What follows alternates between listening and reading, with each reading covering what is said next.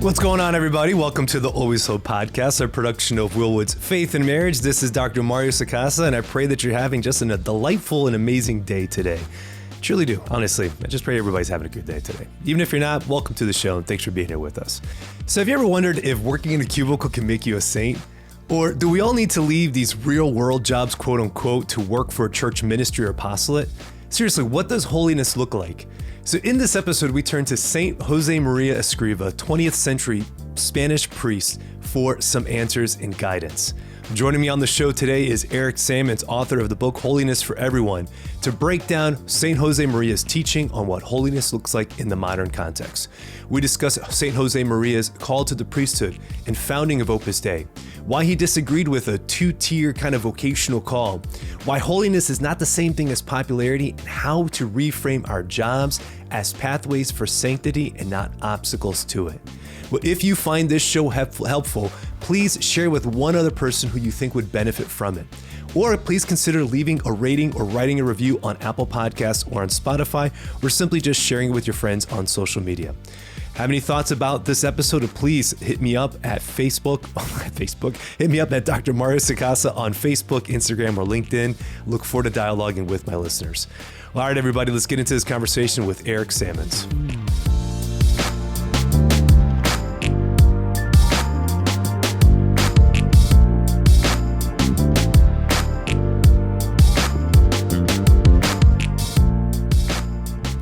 Eric Sammons, welcome to the Always Hope podcast. How are you doing today?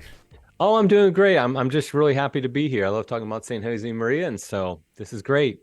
Yeah, man, I appreciate it. I'm really delighted also. And so I was sharing with you before we started, and I'll let everybody know here that I don't know who he is. Well, I guess I should say, I, like most Catholics, probably know that there's this order called Opus Dei that kind of seems to have a little bit of a bad rap, maybe because of the Da Vinci Code, maybe just because, I don't know, you feel like the secrecy thing or something, I don't know.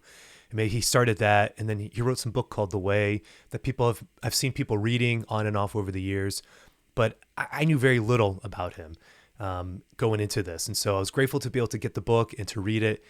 And I love it. I'm hooked. I'm like, man, I want to read more. This is, you got some gems in here, man. I was like, dude, this is awesome. Now I see why so many people have been reading this stuff and why people are following it, And so as a Josemaria neophyte, I guess if we could say that, somebody who knows very little, kind of what inspired you to write this book, and what gave you the impetus to say, I want to at least give some introduction to this, because other people have written books about him. I think you have Scott Hahn, who writes the foreword. He mentions his book about him. And of course, others, have brought the teachings to light. What inspired you to say, no, I think I have something unique to offer in terms of bringing his message to a wider audience? Well, it really came out of personal experience. A number of years ago, I was actually working as a computer programmer. That was what my background was in. I had a software development company, and I had a number of young children in the house, and it was a struggle. And it was a struggle balancing the work, the family, and the spiritual life. And the biggest struggle I found was I considered my work a barrier to my spiritual life. Mm-hmm. That as a computer programmer, I was working as a government subcontractor on jobs. It wasn't some glamorous work or anything like that. I didn't feel like I was advancing the kingdom or anything like that. And it was just, it wasn't that exciting. It helped support my family, so I liked it for that reason. But it really was a challenge for me. And because I really wanted to do more, and I wanted to grow in holiness. I really did want to, but I felt like the work was a barrier. And so I struggled with that for a while. And I had some friends. We had this dad's group, and I've moved out of the area now, so that's why I might speak in the past tense about this. But yeah. A dad's group, and we were Catholic dads, all in similar boats, all had young families, all working. Most people were working, and somehow, this is in the Washington, D.C. area, so it was related to the government somehow, usually. Yeah, sure, and we all kind of had the same struggle of, okay, our work is preventing us from a life of holiness. And then it was actually Scott Hahn, he was an old professor of mine, that he had talked about Opus Dei and talked about Saint Josemaria Escriva. I knew about as much as you did before about Saint Josemaria. I knew about Opus Dei. I knew about the Da Vinci Code. Actually, forgive me, but I actually read the Da Vinci Code because one of my relatives. That's it. Forget it. Conversation's over. I know exactly. Turn on your Catholic card. That's right. That's exactly right. Just joking. Well, Totally joking. one of my relatives had read it and liked it, and I was like, I got to read this so I can. Sure.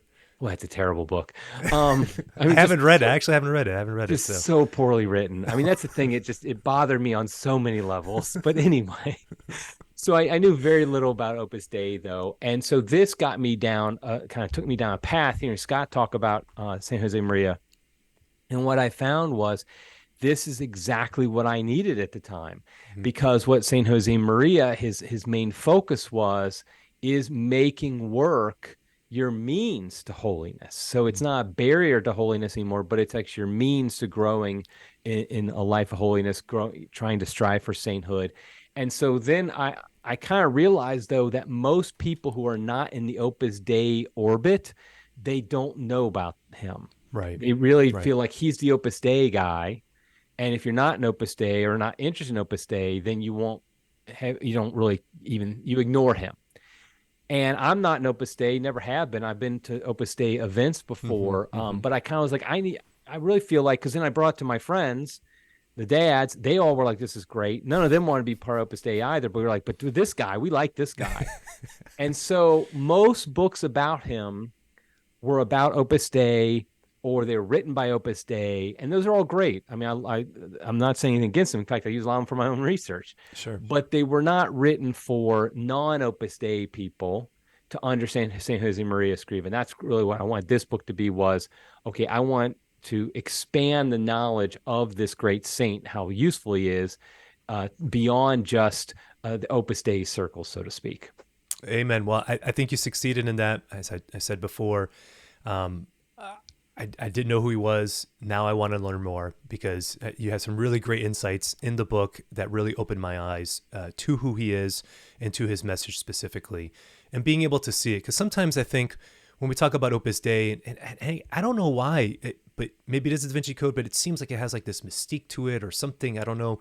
Maybe you can give me some insights as to why that seems to be kind of this cultural kind of, thought about it. But just putting all that aside and being able to just look at his teachings itself and his writings and his life, I was like, no, I'm on board. I'm clearly on board with what he's saying here.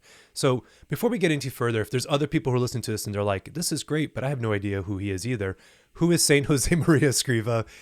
Why is he important? Why was he a key 20th century saint? And why should we be paying attention to him?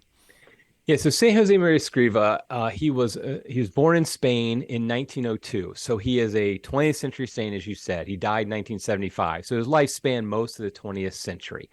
And he's very much, I would say, one of the premier modern saints. I mean, he's one of the few actually men or women who lived in the 20th century who've already been canonized. He was canonized actually on his the 100th anniversary of his birth in 2002.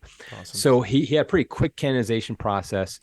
Not a lot of people in the 20th century, obviously, for good reasons, have been canonized, because it takes some time to figure that out. Now, he was, like I said, he was born in Spain in 1902, and he was born in a relatively upper middle class family. His dad had a successful business. He had an older sister, and then his mom had 3 daughters after him. So he grew up with these 4 sisters. However, when he was very young, I think he was about 7 or 8. I can't remember exactly how old, but around 7 or 8. His 3 younger sisters all died in the span of a year. And his dad then lost his business, went bankrupt, lost his business. And so they basically became poor, and they had lost 3 daughters. And so you can imagine how traumatic this was.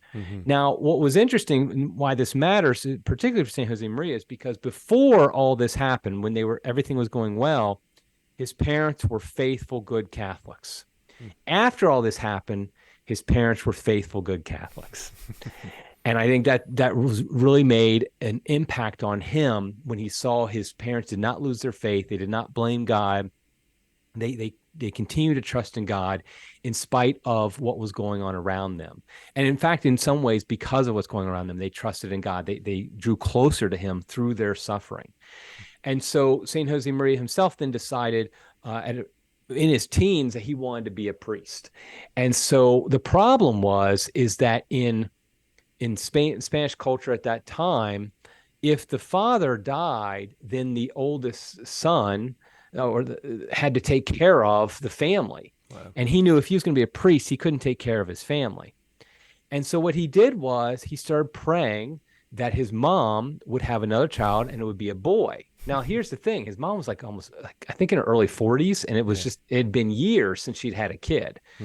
But he was just had faith, said, no, I want my mom to have another child, to be a boy, so he can take care of the family, so I can become a priest. Well, a year later, his mom gives birth to a son. And so he says, okay, this is obviously a sign I should be a priest. And so sure enough, he ends up becoming a priest. He goes through like just the regular diocesan process. And so he's a priest. And in his first years of being a priest, in the early 1920s. As a diocesan priest. Yes, as just I think he worked in like a hospital and some other things. He typically worked in these various assignments, but yes, just a part of a diocese in Madrid Spain. Is what it was? He was. I believe so. Yes, he was ordained in Saragossa, Spain. And so yeah, he basically just was a regular priest, and he enjoyed it. He thought it was important, but he felt like God was calling him something different. That he wasn't called to just be a diocesan priest. He loved diocesan priesthood. He didn't have any issues with that, but he felt like God had called him to something different, and he didn't know what it was, though. And this was the struggle throughout almost the entire 1920s in his early priesthood. He's praying, God, let me see what it is you want me to do. I know you want me to do something different than what I'm doing now, but I have no idea what it is. And so then he has, in the late 1920s, he has a series of 3 or 4 visions that God gives him. And now the funny thing is that the ironic thing I should say is the subtitle of my book is The Practical Spirituality of St. Josemaria Escriva. If you know anything about his writings and about how he taught, he was not a head in the clouds type of guy. He was very down to earth practical. So even the fact that he had these visions was pretty remarkable, because it's not the kind of guy he was of thinking like, let me go searching after visions and things like that. Let me interrupt you there for just a second, just to say that I'm actually really grateful you said that, because that was actually one of my notes. I was like, does this take take away from his message, but it is interesting. I thought the same thing. I was like, for somebody who's trying to preach a practical lived spirituality where most of us don't get visions or don't get these clear signs or don't get kind of quick prayers like that, where it's like, I think you're calling me to priest, but here's the real obstacle. So I need to pray for my mom to have a kid, to have a boy specifically. Bam, there it is. Okay, there's my sign. How many of us would love to have that, that clarity, or it's like, Lord, I feel like you're stirring something in my heart. Let me be praying for it. And then here come the visions that clarify it. It's like, man, most of us don't get that. We have to sort through those various movements and step out in kind of an act of faith, as we try to explore what we think God's calling us. So anyways, I didn't mean to interrupt you, but I'm grateful that you acknowledge that also, because I was feeling the same thing. Yeah, and that's, that's my life too. I don't get visions. I don't have anything like that. I'm just like trying to muddle through. I never get honestly, the roses at the end of my novena to Saint Therese. Right, right, exactly. That's right. Saint Josemaria. That's the thing. For a decade, he didn't have any visions. He was muddling through. He didn't know. But I think it's a sign that God wanted Opus Dei to happen, that he did end up giving him these visions. And essentially the vision was, the funny thing is he never really described it, because he didn't want things to be based upon visions or anything like that. He wanted to be very practical. So he never really described exactly what he saw. But basically what he says is he saw Opus Dei. And that's kind of how he leaves it. In fact, another vision he has is he after that first vision, he thought it was only going to be for men. And he has another vision of women being part of Opus Dei, and he tells God, I only want this to be for men. And God basically says to him, well, I also want women in it. It's like, okay, I guess that's what I have to do then. And so he sees, though, this idea of a movement. And it's interesting because you called it earlier an order, but Opus Dei is actually not a religious order. Okay, well, duly noted. It's a unique structure in the church. I'll scrub that from the podcast. And that's right, exactly. We can always just go back and edit that. Like Stalin-esque, just kind of erase the things from the past. You never made a mistake. What am I talking about? Never made a mistake. I'm perfect every time.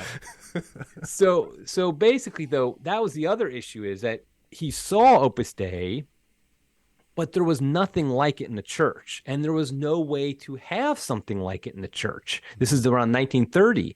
There was nothing like, you either had a religious order or you had maybe an apostolic gathering of the faithful. I can't remember what the technical term is, where basically just like lay people get together and they have like a group that's officially recognized by the church. You have these things, but you didn't have anything like what he imagined, because what he imagined Opus Dei to be it's an organization for lay people, but it also had priests in it. But the priests weren't like in a different, the third order, first order of Franciscans, for example. It wasn't like that. It wasn't a religious order. So the priests actually themselves often would be themselves working in the world as well as being priests of Opus Dei. Wow. The members of Opus Dei would be working in the world. There would be some who would work for Opus Dei to keep it running. But so it's just kind of this amalgamation of ideas, because here was the reason he wanted it like this, is because for him, it was very much lay spirituality. That was the focus. He knew he needed priests because obviously as lay people, we need priests to go to confession, to go to mass, things like that, spiritual direction most primarily. But ultimately, this was a lay movement in his mind. And he really wanted it to be a lay spirituality where lay people will learn how to grow in holiness, and Opus Dei would help direct them in that. And so the organization was in his mind created in order to promote this message, but the message wasn't intended ever to be confined to Opus Dei. It just was more a matter of Opus Dei was the mechanism which it could branch out to the rest of the world. So he founds Opus Dei. It takes a number of years to kind of get off the ground. There's a lot of issues that go on with the hierarchy, not really sure what this is, and some were against it. But ultimately, it grows, and it's now worldwide. And so he continues to do that basically for the rest of his life. Like I said, he dies in 1975. Opus Dei continues. But Opus Dei is actually very small. There's less than 100,000 members worldwide. And if you think about the fact that the Catholic Church has over 1 billion members, under 100,000 is pretty small. And so they have, like, for example, where I live, there is no Opus Dei group, official Opus Dei group around here. But they'll be in cities like Washington, D.C., Chicago, New York. You'll find an Opus Dei group there. There's a few high schools, for example. I know there's a high school, Opus Dei boys high school in the Washington, D.C. area. So yeah, and that's basically his life was focused on this idea of helping lay people to grow in holiness in the midst of the ordinary world. So we talk about these visions and him like having these experiences where he sees the Lord, kind of speaking to him clearly about founding Opus Dei. But at the ground level, does he say anything about what he was experiencing? You talk about those first years of his priestly ministry where he's meeting with people, traveling the streets, doing things, just acknowledging, doing the regular pastoral work, but recognizing that there is this lacuna in the church, that there is something missing. And you talk about it in the book where it seems like there has existed this two-tier system where we think that holiness is just people who are called to religious life. And that's an insight that certainly you talk about, and we're going to unpack that in a little bit. But is that something specifically that he was seeing, that he just saw like the lay people as kind of like there's a missed opportunity here? Was he experiencing that? Was he just hearing people like in their confessions and pastoral ministry and trying to see how they can bridge the gap between their ordinary work and the call to holiness? Is that something that he was just experiencing and trying to make sense of? Yeah. So in his priestly ministry, his first almost decade of priestly ministry, that's exactly what he's experiencing. Is he wants to help regular lay people to grow in holiness, but often it was just a matter of, there was this two-tier system, as you mentioned, where lay people felt like, okay, I go through the motions and that's fine. I go to mass on Sunday, I go to confession, because it's more common. People went to confession a lot more often than like on Saturday afternoon before they go to mass on Sunday. And that's essentially it. And I live a good life. These are not pagans. They're not trying to live a bad life. But he knew he wanted to call them something more. And what he saw is that it's interesting because there was this two-tiered system, but it was never the official teaching of the church. It was, in fact, there were other saints who saw beyond that. St. Francis de Sales, for example, correct, was a great example. St. Therese of Lisieux, his almost contemporary. I mean, she died, basically right before he was born. And so, they would talk about like just ordinary life and holiness, things like that. But it was something that he was seeing that people didn't really get, like regular Catholics get, like if they really were called to a deeper spirituality, then they became a nun or they became a priest or a religious. Right. And he thought, I mean, that's the thing. He always made it very, because some people actually accused him of being kind of anti-clerical, even though he was a priest, because he had this focus on lay people. And they'd even say, you're kind of calling people away from the religious life by talking about this. And he's like, no, no, no. There is a definite call to religious life, and when somebody has that, they should follow it, and I completely support that. He goes, but the reality is most people do not have that vocation. I mean, if you look at the history of the church, the vast majority of Catholics are not called to religious life. So he's like, I want to encourage them to really grow in holiness in the state of life that God gave them, because that's ultimately the key point here, is that if you are working in the world, you're raising your family, your husband or wife, whatever the case may be, or single, whatever it is, that's where God wants you to be, and that's where you can be holy. And that's the thing that I think that he was trying to break through, is you don't have to go somewhere else. In fact, he talked about that a lot, this idea of trying to escape your current situation or to be holy somewhere else. Like, no, where you are is where God wants you to be, and you can be holy in that state of life you're in. So where does this idea come from? Because you're right, it's not in the church's teachings. Second Vatican Council, Lumen Gentium, which you reference in the book, makes it abundantly clear, this universal call to holiness. And so now it's very clear, and we've seen an outgrowth in that. And of course, a lot of the lay apostolates that have grown since that Second Vatican Council is beautiful, but even that isn't necessarily even what the church is speaking about when it talks about the laity. It's actually more professionals living in the world, not just kind of this pseudo clerical kind of state, lay clerical state. Like, I mean, that's fine. That obviously I work in a church ministry.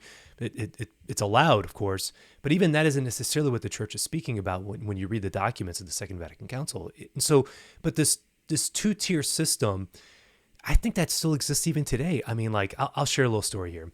This was a number of years ago. I've been married to my wife now for 20 years. And when we were first dating, a friend of mine, I was in college at the time, and he said, hey man, would you want to go on a silent retreat?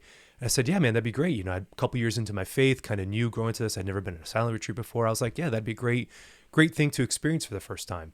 So I go to this monastery, and I have a, drive up, beautiful. First session, realize that this isn't just a silent retreat, that this is a discernment retreat for men who are interested in becoming monks, at this particular monastery.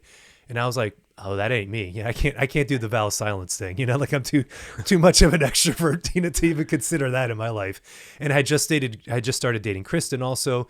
And so I was upfront with the monk at the beginning. I said, listen, I really appreciate you letting us know what this is. I had no idea that that's what this was. My friend just told me that it was just going to be like a silent retreat type of thing. And he said, hey, nope. And I said, I just started dating this girl. I think, I'm moving in a direction where I believe God's going to call me to marry her. And the monk was like, listen, no problem. Like, just still come to the conferences, enjoy the weekend, have a good time, and we'll just let it be. No problem. So I get back and I contact my friend. He says, he goes, I didn't even really know that. He goes, somebody else, this other woman reached out to me, wanted to know if there were other college students who were kind of interested in it. And so I was like, okay, well, no problem. So a week passes by. This other woman who's affiliated with the monastery, she's kind of a lay person in the world, kind of helping bring recruits in, so to speak. And so she contacts me. She goes, well, what'd you think of the retreat? I said, well, it was a great weekend, certainly be able to be in silence and praying for the first time. I said, but you didn't tell me or my friend that this was a discernment retreat, And she says, well, why does that matter?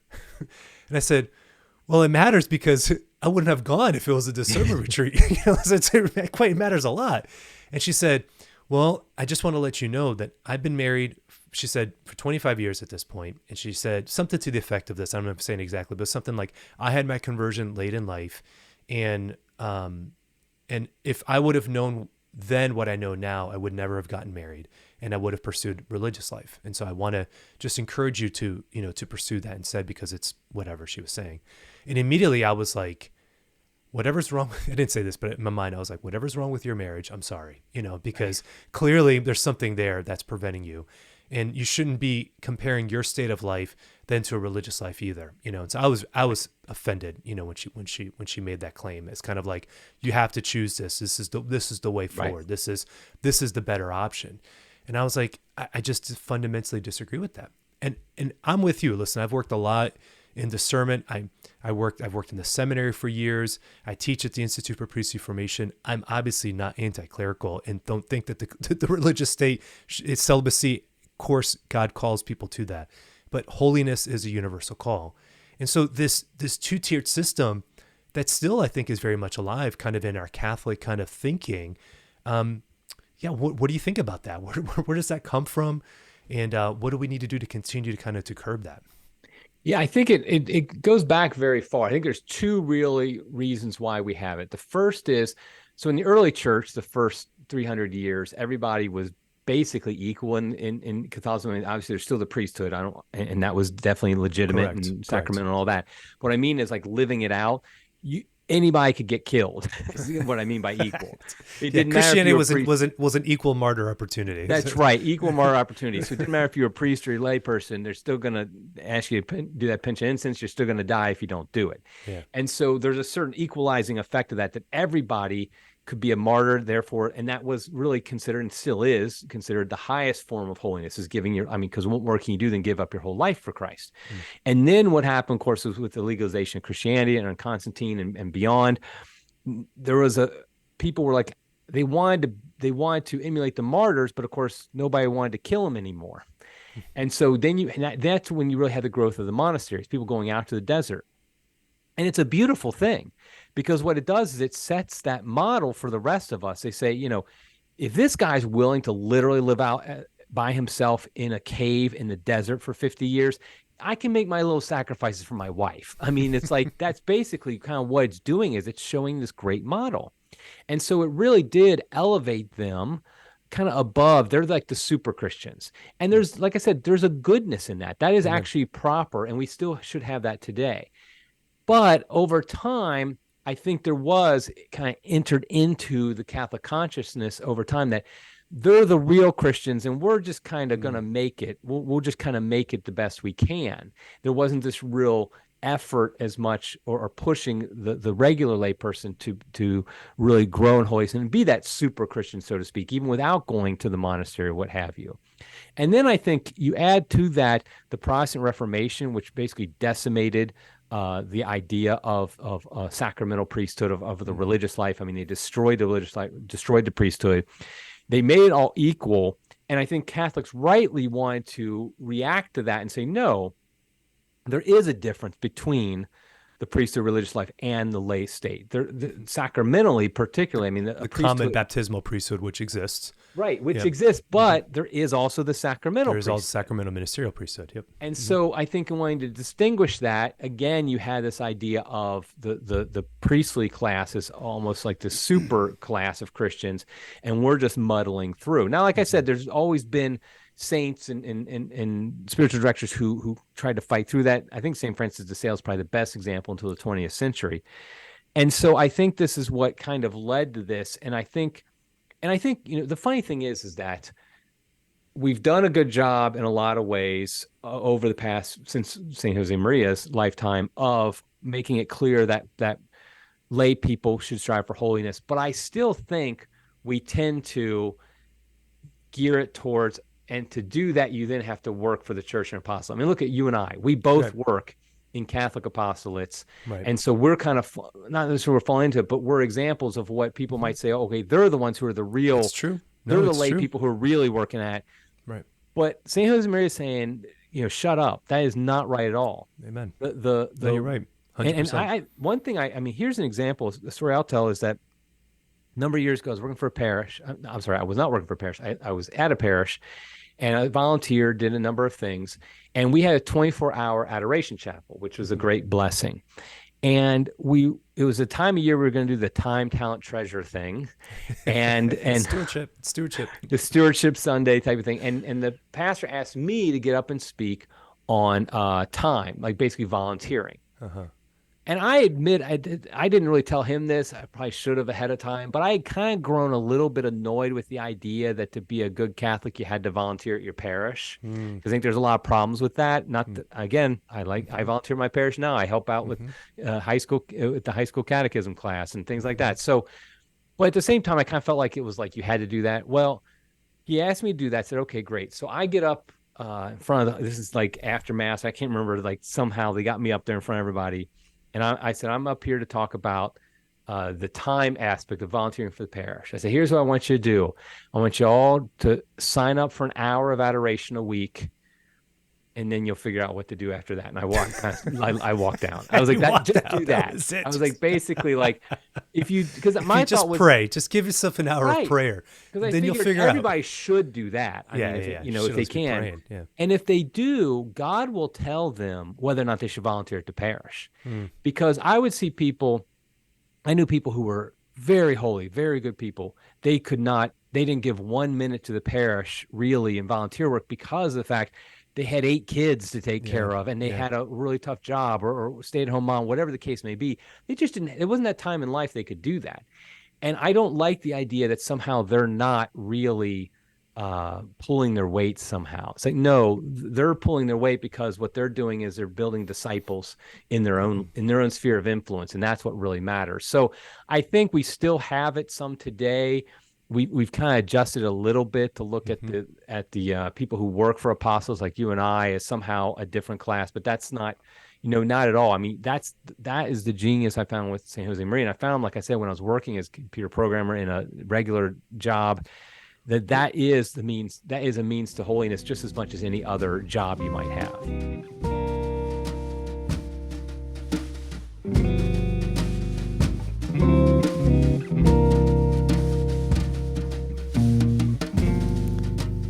Hey everybody, this is Dr. Mario Escriva taking a quick break from my conversation with Eric Sammons to ask you a simple question. If you are single, have you ever considered how dating can make you a saint? I'm not trying to be provocative with the question, but so often we think that dating is a game or it's just a heartache, which of course I know it can be difficult and a nebulous process.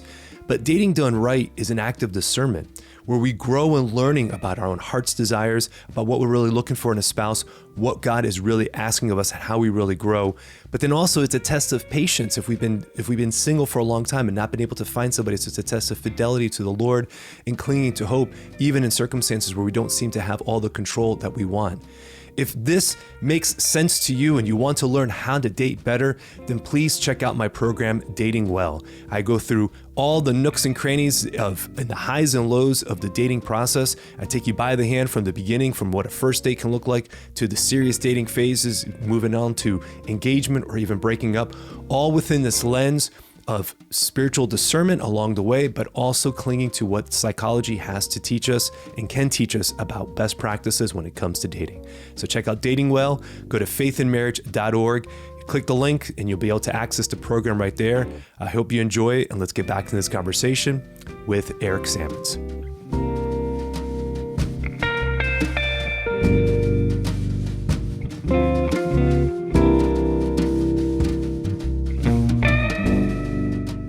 If you don't mind me asking here, what led your transition then from computer programming, working with government contracts, to now working at a Catholic apostolate?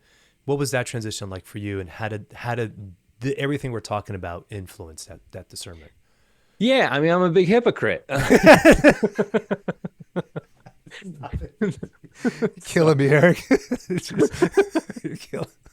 Stop it. Okay, so I am, but that's not actually what the answer is. So really, the truth is that I've always had a very much. I'm a Catholic convert, and I very much do enjoy theology. Mm-hmm. Like, I love reading. I mean, if you could span this camera around, you'd see hundreds and hundreds of theology books in this room. And I love that. I mean, when I was a computer programmer for 15 years, I would spend my free time. My hobby was to read theology books and to study church history and things like that. I'm just a geek like that when it comes to Catholic stuff. And most people aren't. And I get that. And so what happened was I started writing about Catholic topics because I read so much about it. I felt like, hey, I mean, literally, I read for about 10 years before I ever kind of let it out. And so I just started laying out on my own. And I just started doing things like writing a blog and doing other things like that. That shows how old I am that I blogged. 'Cause it seems like nobody does that anymore. There was no TikTok or whatever it is these days back then. But then ultimately, though, that just got me connected more and more to kind of the Catholic apostolate world. Mhm. And so ultimately, and I was doing things like I was editing books for Catholic textbooks, high school textbooks, writing, obviously writing books. I've been writing Catholic books for a while now. And then it was interesting because Crisis actually approached me, and they liked the stuff I was doing. They said, "Would you like to, would you like to be the editor?" And I thought about it, prayed about it, talked to my wife, and I was like, "Yeah, I would like to do that." So it wasn't necessarily. I mean, I had worked for a diocese as well a number of years ago, and so it was like this transition that I wasn't completely like. It wasn't like I was like, oh, I really want to get in that world. In fact, Mhm. I kind of didn't want to for a long time because I mean, computer programmer. Let's be honest. First of all, it pays a lot Yeah, I better. bet. And it just was. And I'm somewhat of a geek in the code, and I Hmm. like that creation of things in the code. So really, it was this idea. It just kind of over time, it did kind of transition over to this. But I always am. I always do try to be careful to always recognize that it's not it doesn't put you on some higher tier. Like there's like it's almost like Amen. a pseudo clericalism. Right. I mean that would be the danger a priest could have of thinking that Hmm. he is somehow above the people or something like that. And I do think it's something that public Catholic personalities can get to. And so I think that's something you always be on guard about. That the janitor at the school can be like loads holier than I ever will be. Amen. And that's what Amen. matters to God Amen. ultimately. So, and so that's kind of how I got to where I am now. I appreciate you sharing that because outside the fact that, yeah, we're both just big hypocrites, in this whole thing, but that every moment is discerned. God calls us in different moments and different times, and he's leading us. And so the fact that, you came to your faith, and then kudos to you certainly for reading for 10 years before you actually started writing. That usually isn't the case. People tend to have Yeah. conversions, and then like they become celebrities, because of it. It's like, that's really not healthy for their spiritual life, but that's another Yeah. conversation. And so the fact that there was some time where you actually could settle and kind of learn and then start writing, that's all beautiful. Because it's a question that I wrestle with as a professional therapist, because I guess I'm on both sides of this. Like, I've been reticent to even call this show like a Catholic show. I mean, like it is, I guess, in the sense that the people who listen to it are, but I've struggled referring to it as like a Catholic therapy show, just because something about like the brand of that feels like too restrictive. Although that's really what it is, and maybe if I did that, I'd have a larger audience. I don't know, but I struggle with it because then on that side, for that reason, because I don't want to be completely devoid or divorced from the world.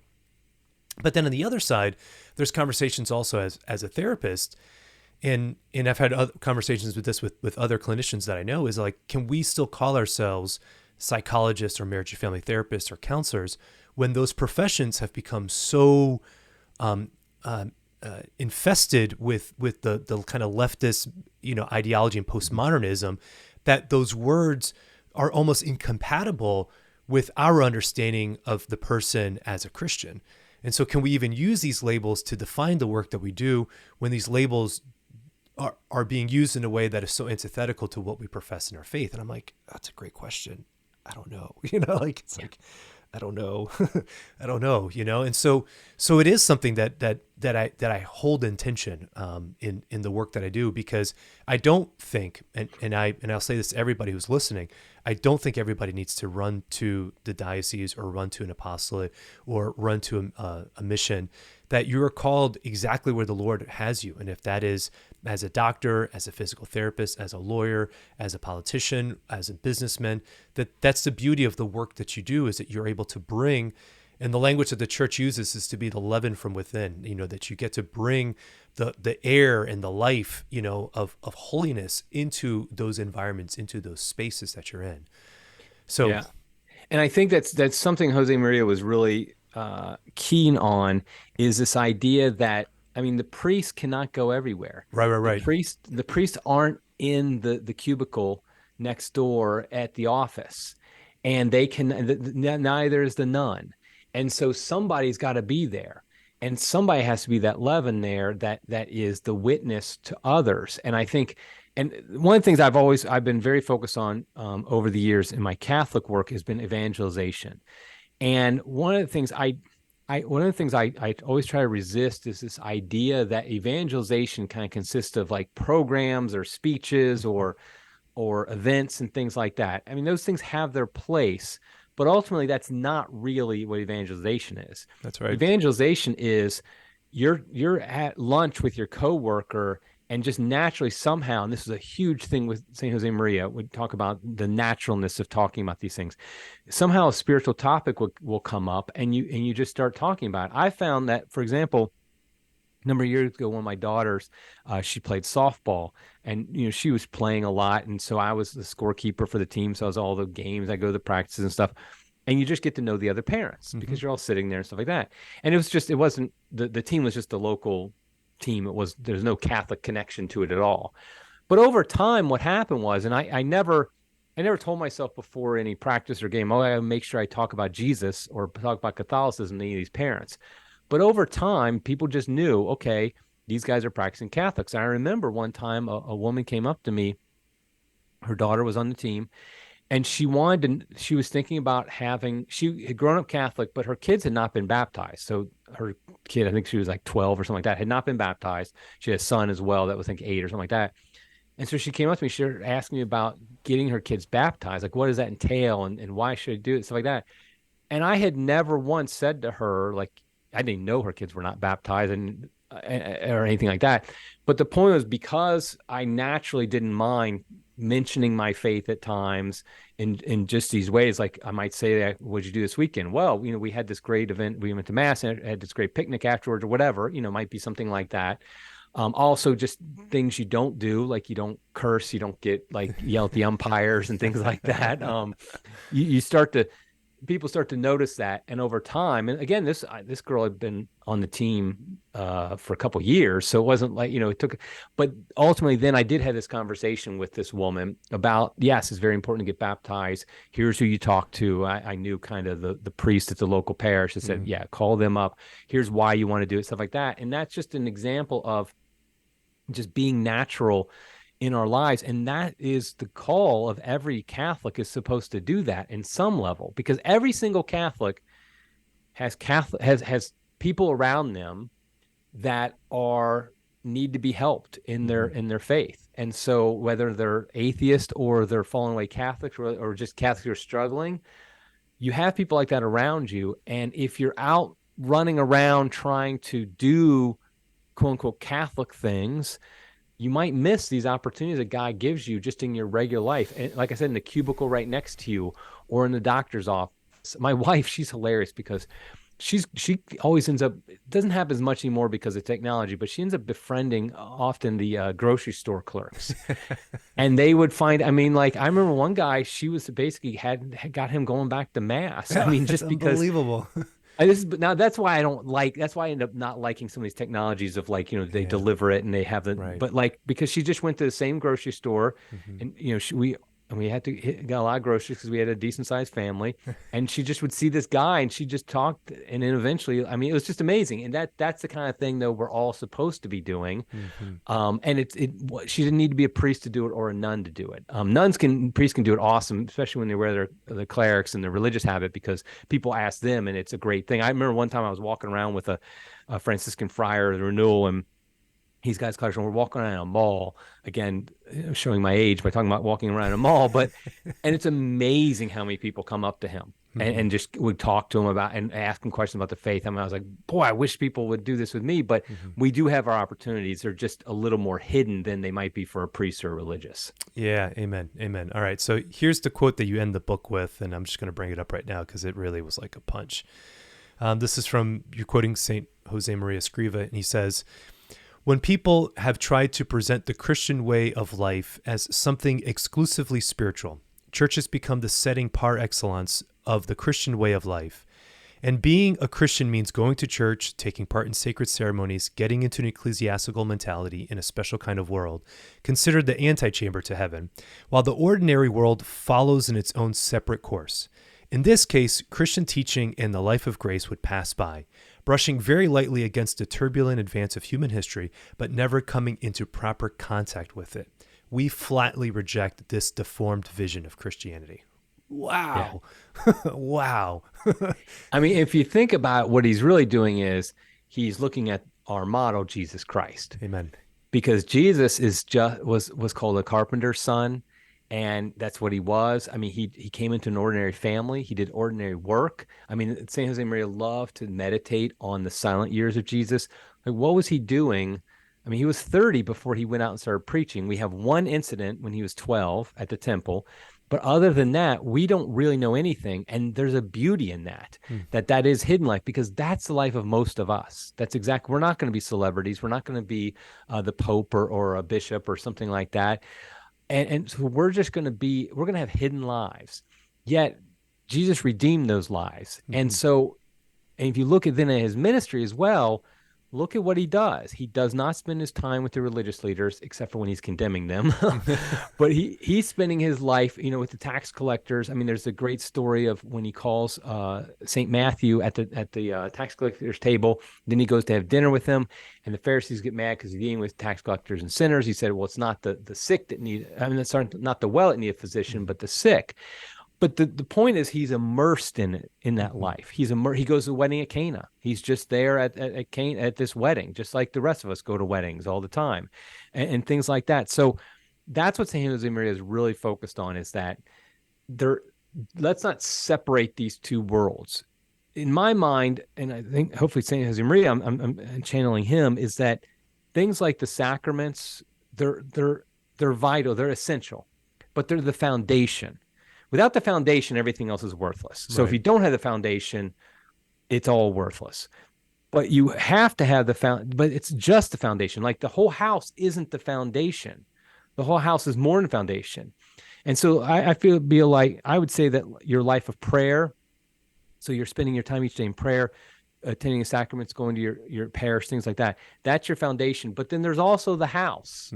That's part of it. And that's your life out in the world, because most of us spend most of our time, maybe not you and me, but most people listening to this, they spend most of their time in quote unquote the secular world, which he didn't even like that terminology, because now you're separating things, but that's that's your life. And so, but that's what you have to sanctify that secular world by the way you live, by the things you say, by the things you do. So that he wants us to stop having these separations in our mind of our worlds, but instead, and that's what I was having before I really encountered Saint Josemaria. I had very much in my brain, there was my spiritual world, there was my family world, there was my work world, and never would the three ever meet in my mind. And he's saying, no, they're all three your life. Bring them all together, and that's your path to God. Which is very holistic, and that's the way it's supposed to be, is that God doesn't fragment us off. We're not these separated entities, we're one whole person, and God uses us in the context of everything, because God created the world and loves it and calls us to till it right out of the gates. You beautifully say that. That work existed before the fall, so clearly this mandate to make things better, to use our creativity, to use our reason and our rationality, to use science, to use art, all of that stuff Adam's charged with prior to the fall. So there's something good that's there, that we're called to put our fingerprints on the things that God has created. But I think some of it is that we fall into, how do I say this? So let me shift gears here for a second. The quote that I see often, and maybe I think it's misunderstood at this point, when Benedict says, we are called to greatness, not to comfort, or something of that nature. We're not called to comfort, we're called to greatness. Right. People look at that, and I think they interpret that as some charge, to go change the world, change the masses. And I don't think that's what he meant. And that's not what Josemaria Escriva means either. That's not really what the church means by that. I think you say somewhere in the book that it's not just that we're called to change the masses, but we're called to minister to the individual, something like that. I can't remember exactly how you have it written, but there was a really beautiful line as well. And I'm sorry, I can take a second look at it, but something to that effect, that our greatness, it isn't going to be found in how many people listen to a podcast, for example. Here we are, we're having this show. And it's easy to be like, well, like popularity is a clear way of being able to demonstrate, God's ordaining a project. Is it? I don't think so. I don't think so. Porn's pretty popular, just to give a bad example of that, clearly God doesn't want that, but there's a lot of people making a lot of money in that industry, but that's just not obviously ordained by the Lord. So I don't mean to pull to that as an extreme, but even in the Catholic context, we have to be cautious and not confuse popularity for holiness, or popularity for clarity in God's call in my life. So even not even just towards another person, but even my own sense, having to have a certain understanding of how the Lord is working within my own heart. And ultimately the greatness that God is calling us to is sanctity. And that's what Benedict is talking about, is that, yes, there's always a tension within us to choose the comforts of the world, because in a first world society that we live in, there's a lot of comforts that are always going to want to deaden our senses and pull us down.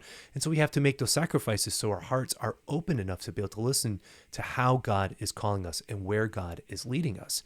That might lead to start a big order or a movement, or to create some apostolate that has the masses following it, or it isn't. Or maybe greatness is simply just those conversations with people at softball or at basketball practice or to the cubicle next to you. We can't underestimate or demean those movements of grace simply because they aren't in the spotlight.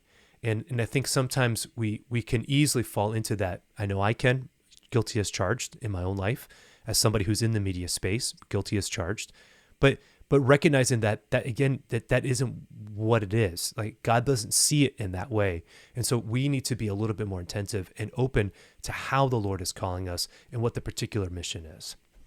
Yeah, and I think one of St. Josemaria's favorite saints, St. Therese, the Little Flower, St. Therese of Lisieux, she was a perfect example of this, because I think we forget this because she's such a great saint now. Like, I mean, how many Catholic girls these days are named Therese or take Therese as their confirmation name? Right. I mean, she's so popular, she's so beloved, but she was a nobody in her life by the standards of the world. Mm-hmm. Yet she is one of the great saints. I mean, she's right up there these days, and she should be. She is one of the great saints. And that is Pope Benedict's idea of greatness, is somebody like Therese, the Little Flower.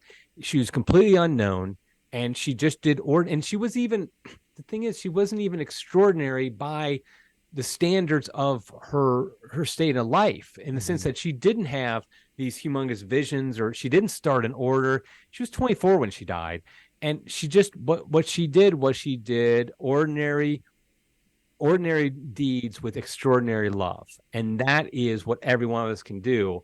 And so, tying back into what Benedict said about not made for comfort but for greatness, she wasn't made for comfort either, and that she wasn't going after comfort in her life. And that's what Saint Josemaria also, he had a number of struggles with health, diabetes, and things like that, and very much he believed in mortification as part of the spiritual life.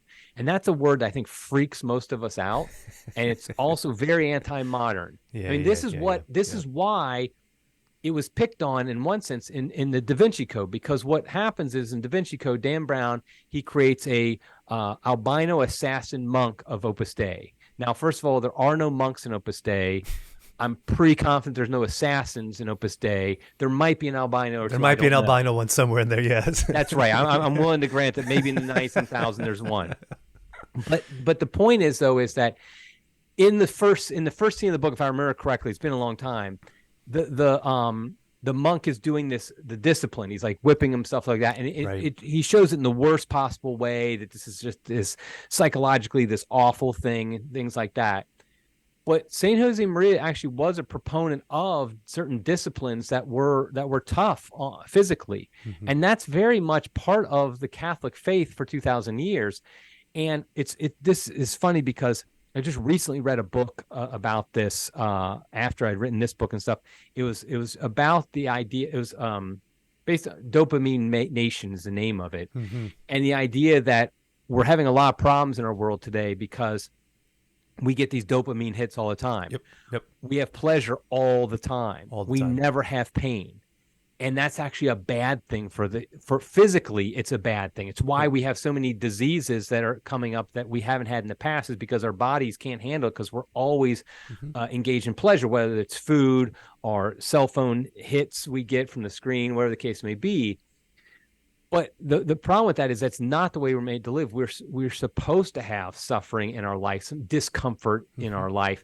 That's actually what makes us greater. And so, going back to what Benedict said, not made for comfort, but for greatness, the science has actually shown that's true too. It is. That the way to be great in your spiritual life also includes suffering. It also includes discomfort, not taking that second dessert or whatever the case may be. In fact, I knew a guy who was a member of Opus Dei.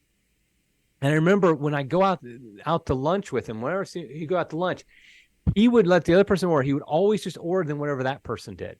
So if they said, I'll have a cheeseburger and fries, I'll have a cheeseburger and fries. They said, I want the salmon, I'll have the salmon. And it was like a little mortification he did. Because I don't know about you, but when I go to a restaurant, I'm scanning that menu saying, what do I want? What's going to give me the most pleasure? Well, this is a little way he died to himself.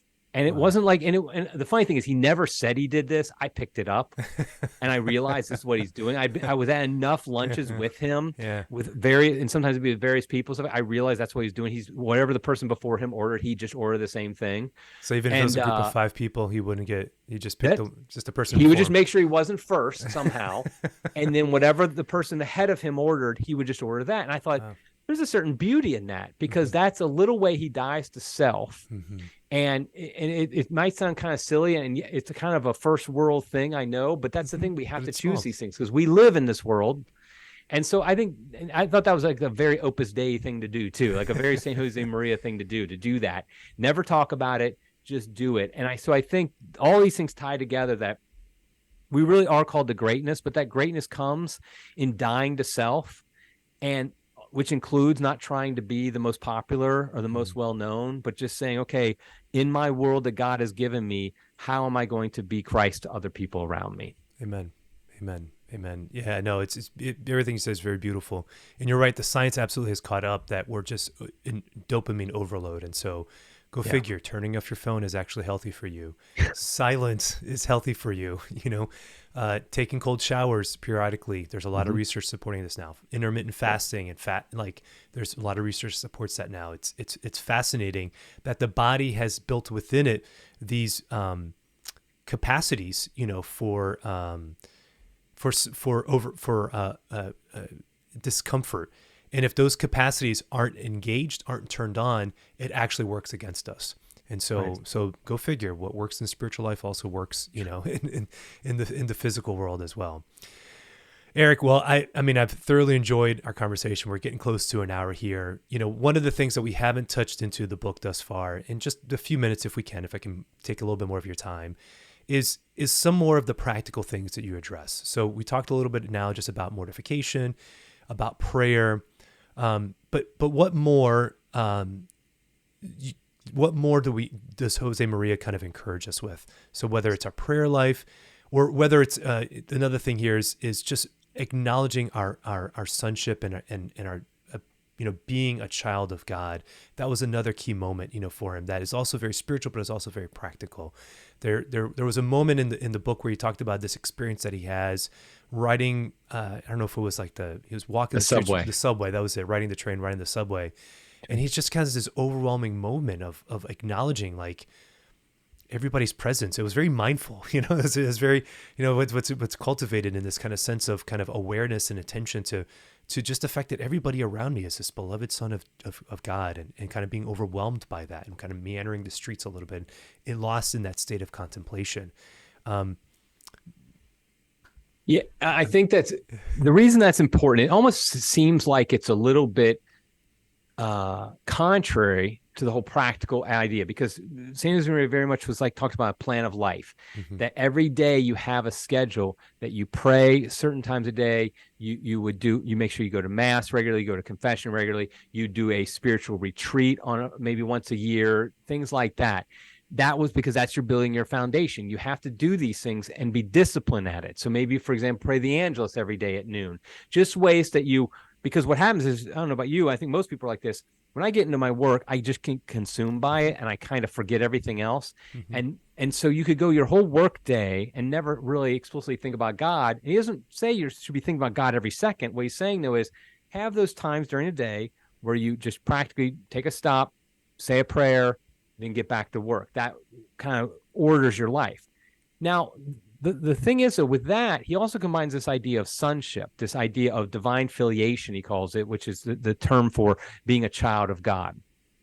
And what that does is it infuses why you're doing it and your attitude in doing these things, because it could become like a duty. It could become like an obligation, like, well, it's noon, I got to pray the Angelus now. Well, it's 3 o'clock. I said I was going to say the stations across at 3, or whatever the case may be.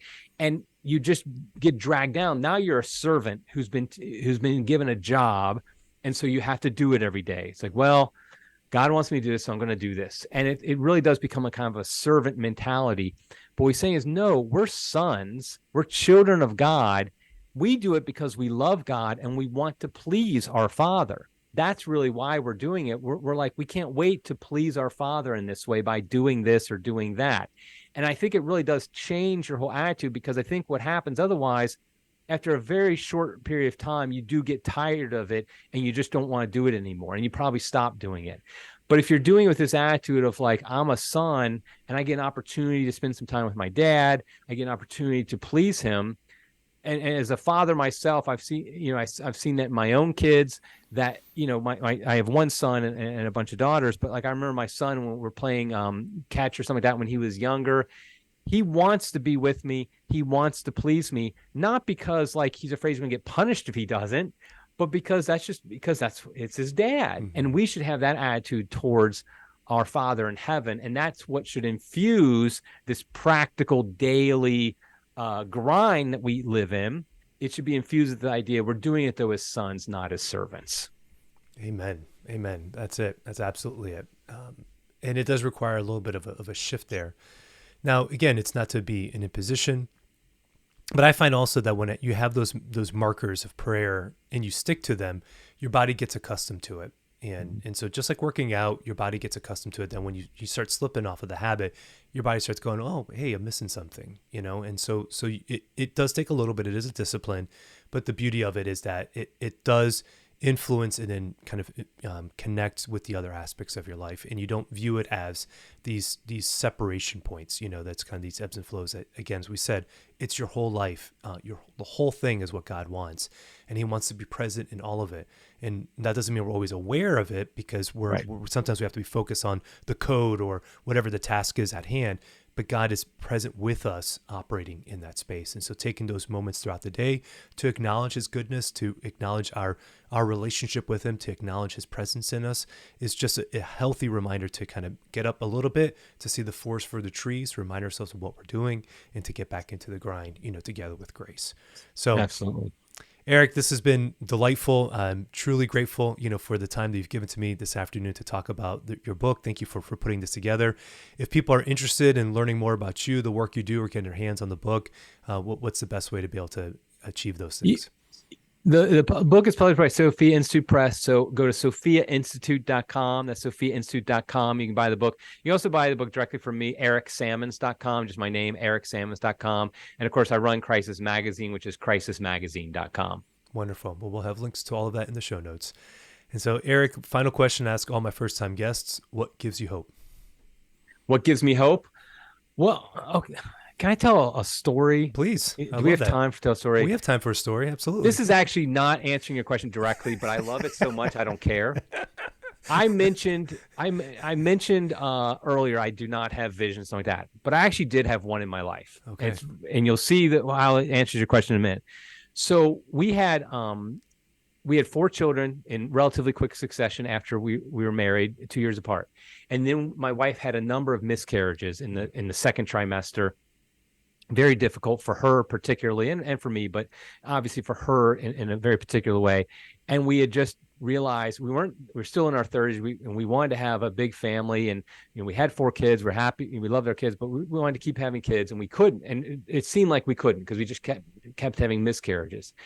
And then one day, it was 4th of July in Washington, D.C., and we're watching the fireworks, but it starts to rain. And so we're kind of covered up waiting for the fireworks to restart because we're doing it. And I have this, I call it a vision, but it's almost like a daydream that was different somehow. I can't explain it. Where I see myself holding my child. I know somehow it's my child, a baby. And I somehow I know it's a year from now. It's like the next 4th of July, I'm holding a baby, and it's mine. And it was weird. I didn't tell anybody about it because that's just weird to, say things like that. People will look at you crazy. Even your wife will. But I kept it in mind. Well, then soon after that, a couple months later, we found a new doctor, OB, and who was going to help us hopefully be able to have a baby and not have the miscarriage. So sure enough, we get pregnant. She gets pregnant, but we're worried because what had happened in the past 3 times. And at one point, she actually has the sonogram at the age that the other ones died, and there was no heart. No, I'm sorry, it was the heartbeat. It wasn't the sonogram. It was a heartbeat, and there was no heartbeat. And so it was just like she was taking these drugs during this to try to help her. And this was like on a Friday, and they said, "Well, come back on Monday for a sonogram. Just let's make sure." And she was like, "I'm not going to take these drugs anymore. Why bother? Baby's dead." I said, "Well, because of my quote unquote vision, whatever." I was like, "Well, why don't you go ahead and take them? You never know. Just go ahead and keep taking them." So sure enough, she takes them. We go back, I think it was on Tuesday or something, and everything was fine. It was just whatever happened, but the baby was fine. Wow. And ultimately the baby ends up being born a week before 4th of July. No, stop it. Come on. That's awesome. And guess what? We named her Hope. And because it gave us hope that, God, even no matter what's going on, God is always there. And so even in the midst of things that go on, I run a magazine called Crisis. I'm not unaware of the problems in the church today. Yet I think we can always find hope in things. That was a moment of just great hope for us. And my daughter Hope is beautiful. She's a 13-year-old girl now, and wonderful. And just so you said what gives me hope. I'm sorry, I just had to tell that story because that's my best hope story. I love it. Well, if I had a story like that, I'd be sharing it also. Yeah, so. exactly. So you do get visions, and you did leave your high-paying government job to work for the church. I'm a hypocrite everywhere. Exactly. That's right. Everything I said, ignore. I did the opposite. Oh, man. What a great story. Well, Eric, again, just thank you for sharing that, and I pray that it's been a hopeful message for others as well to cling to those moments in their lives and to be able to see, that God does work through all circumstances. And so many blessings to you. Thanks again for coming on the show. Thank you so much for having me. I really enjoyed it.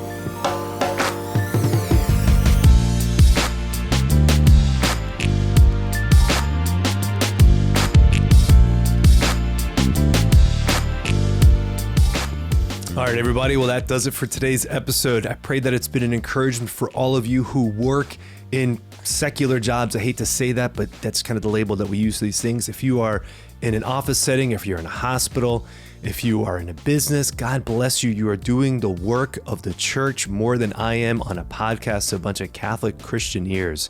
Believe me, the church is very clear in Lumen Gentium that we are to be leavened from within, is what I said in the podcast. And believe that.